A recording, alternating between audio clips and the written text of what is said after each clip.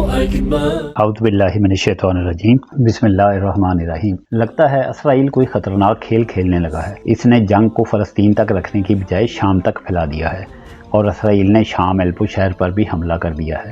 جبکہ اسرائیلی یہ کہہ رہے تھے کہ ہم فقط حماس سے جنگ کر رہے ہیں، تو پھر شام پر حملہ کیوں؟ کیا اسرائیل پورے خطے میں جنگ چاہتا ہے جو شروع ہو گئی؟ اسرائیل کی جانب سے شام کے شہر حلب پر طیاروں سے حملہ، شدید بمباری، ہفتے کو تعمیر نو کے بعد کھولا گیا رن وے دوبارہ تباہ کر دیا گیا ہے۔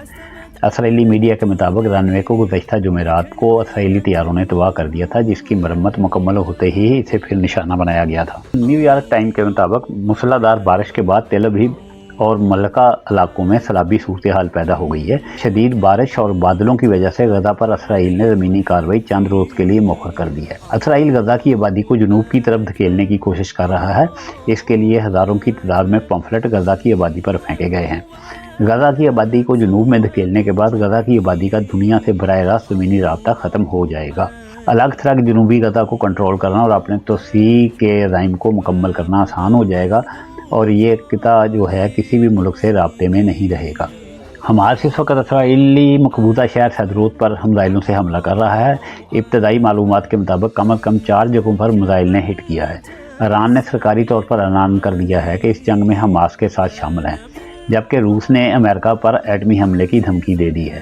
مصری میڈیا کے مطابق مصر نے رفح بارڈر کے ذریعے امریکی شہریوں کے غزہ سے انخلاء کی اجازت دینے سے انکار کر دیا ہے۔ مصری سیکورٹی ذرائع کے حوالے سے بتایا گیا ہے کہ جب تک امریکہ امدادی سامان غزہ تک پہنچانے کے لیے راہداری نہیں کھلوائے گا، غیر ملکیوں کے لیے رفح بارڈر استعمال نہیں کیا جا سکے گا۔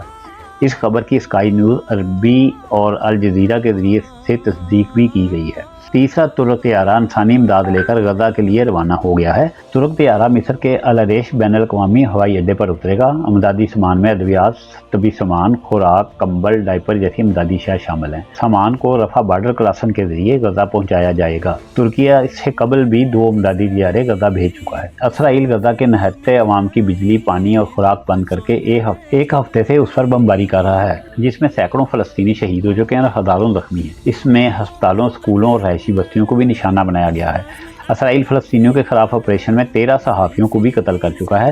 اب اسرائیلی فوج نے غزہ پر 3 طرف سے حملہ کرنے کی دھمکی دے دی ہے۔ اسرائیلی وزیر اعظم نیتن یاہو نے خبردار کیا ہے کہ اگلے مرحلے کا وقت آ پہنچا ہے۔ اب غزہ پر بری فضائی بحری راستوں سے جلد ہی حملہ کیا جائے گا اور یہ ایک طویل مدت آپریشن ہوگا۔ فتح ارکان چیئرمین جنرل رفح پارٹی اتحادی صدر رجب طیب ایردوان کے ہیں۔ انہوں نے کہا ہے کہ ہمیں OIC سے مل کر ہنگامی طور پر اسلامی دنیا کی ایک امن فوج قائم کرنا چاہیے۔ صدیوں سے ہمارے اسلاف نے ہمیشہ مظلوم کا ساتھ دیا، چاہے وہ مسلمان ہوں یا نہ ہوں۔ وہ ظلم اور جبر کے خلاف کھڑے ہوتے تھے۔ آج اسی تحریک کی پیروی کرنا ہمارے لیے فرض ہے۔ اسرائیل آج پوری دنیا کو پاؤں کی ٹھوکر پر رکھ کر ظلم عظیم ڈھا رہا ہے۔ ہمیں خطے میں طاقتور ہونا بہت ضروری ہو چکا ہے۔ برطانیہ کے دارالحکومت لندن اور دیگر شہروں میں فلسطینیوں سے اظہار یکجہتی کے لیے ہزاروں لوگوں نے ریلیاں نکالیں، جہاں پولیس نے خبردار کیا کہ اگر کسی نے حماس کی حمایت ظاہر کی تو اسے گرفتاری کا سامنا کرنا ہوگا۔ غیر ملکی خبر ایجنسی AFP کی رپورٹ کے مطابق ہزاروں کی تعداد میں لوگوں نے فلسطین کے حق میں برطانوی دارالحکومت کے ساتھ ساتھ شمالی England, Manchester, Scotland, Edinburgh اور دیگر شہروں میں مارچ کیا، جہاں پولیس کی بھاری نفری تعینات تھی۔ لندن میں مظاہرین برطانوی نشریاتی ادارے BBC کے ہیڈ کوارٹر کے سامنے جمع ہو گئے، جس کے بعد برطانوی وزیر اعظم رشی سوناک کے دفتر کے قریب ریلی نکالی گئی۔ مظاہرین کے ہاتھوں میں فلسطین کے جھنڈے تھے اور ہاتھوں میں پلے کارڈ بھی تھے جن پر لکھا تھا فریڈم فار فلسطین، یعنی کہ فلسطین کی آزادی، قتل عام بند کیا جائے، اسرائیل پر پابندیوں جیسے نعرے لکھے ہوئے تھے۔ فرینڈز آف الیکسا مہم کے چیئرمین اسماعیل پٹیل نے دارالحکومت میں ہونے والے مظاہرے میں کہا کہ میرا خیال ہے کہ صرف برطانیہ میں ہی نہیں بلکہ دنیا بھر کے تمام انصاف پسند لوگوں کو کھڑے ہو کر اس پاگل پن کے خاتمے کا مطالبہ کرنا چاہیے۔ چیئرمین اسماعیل پٹیل نے کہا کہ ورنہ اگلے چند دنوں میں ہم تباہی کو سامنے آتا دیکھیں گے۔ واضح رہے کہ یہ ریلیاں ایسے وقت میں نکالی گئی ہیں جب اسرائیل کی غزہ پر کارروائیوں میں شدت آ رہی ہے اور غزہ کی پٹی پر مسلسل گولہ باری ہو رہی ہے۔ متوقع زمینی کارروائی کے لیے ہزاروں فوجیوں کو بھیج دیا گیا ہے۔ لندن میں ریلی سے قبل پولیس سروس نے کہا تھا کہ 1000 سے زائد پولیس اہلکاروں کو تعینات کیا جائے گا۔ رپورٹ کے مطابق جنوب مشرقی انگلینڈ کے شہر سیسکس میں افسران نے 22 سالہ خاتون کو حماس کی حمایت میں تقریر کرنے کے شبے میں گرفتار کر لیا ہے۔ گزشتہ ہفتے حماس کی جانب سے اسرائیل پر حملوں کے نتیجے میں 1300 افراد ہلاک ہو گئے تھے اور سینکڑوں کو یرغمال بنایا گیا تھا۔ اس سلسلے میں ہندوستان کے دارالحکومت نئی دہلی میں ہندوؤں نے اسرائیل کے حق میں مارچ کیا۔ اس جنگ میں اس وقت تک جو صورتحال سامنے آ رہی ہے، اس سے محسوس ہو رہا ہے کہ امریکہ ترکیہ کو نشانہ بنانا چاہتا ہے۔ امریکہ نے مختلف بہانوں اور وجوہات کے ساتھ ترکیہ کو چاروں طرف سے گھیر لیا ہے۔ امریکہ نے داعش کو بہانہ بنا کر ترکی شام بارڈر پر اپنے اڈے بنائے، وہاں کرد دہشت گردوں کے ساتھ مل کر ایک جغرافیائی اکائی قائم کی۔ انہوں نے روس کا بہانہ بناتے ہوئے الہیان سمندر اور بحر اسود میں مستقل پڑاؤ ڈال دیا۔ حالیہ فلسطین اسرائیل جنگ میں حماس کو بہانہ بناتے ہوئے اپنے 2 بڑے جنگی بحری بیڑے بحر روم میں بٹھا دیے۔ ترکیہ کے قریب اور دور کے پڑوسی تمام ممالک میں امریکہ کی بھرپور عسکری موجودگی بڑھ رہی ہے۔ امریکہ اپنی سرحدوں سے ہزاروں کلومیٹر دور اس فوجی قوت کو کس لیے تعینات کر رہا ہے؟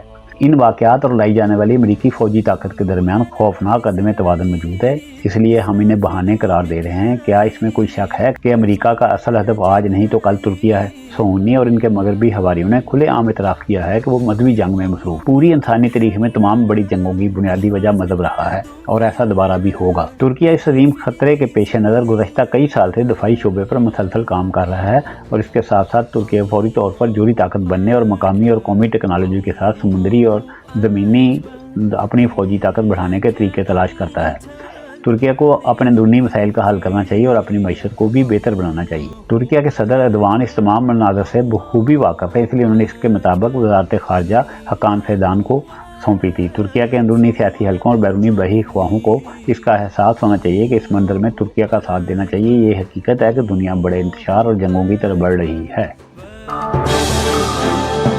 سیاسی صورتحال یا معاشی معاملات، تعلیم، صحت اور بنیادی ضروریات کا مسئلہ ہو یا ظلم کے خلاف آواز بلند کی جائے، ٹیکس چوروں کی بات کریں یا کرپٹ بیوروکریسی کو بے نقاب کیا جائے، بتانے ہیں مکمل حقائق، بولنا ہے پورا سچ، مگر ریڈ لائن بھی کراس نہیں کرنی۔ ریڈ لائن میاں افتخار احمد کے ساتھ۔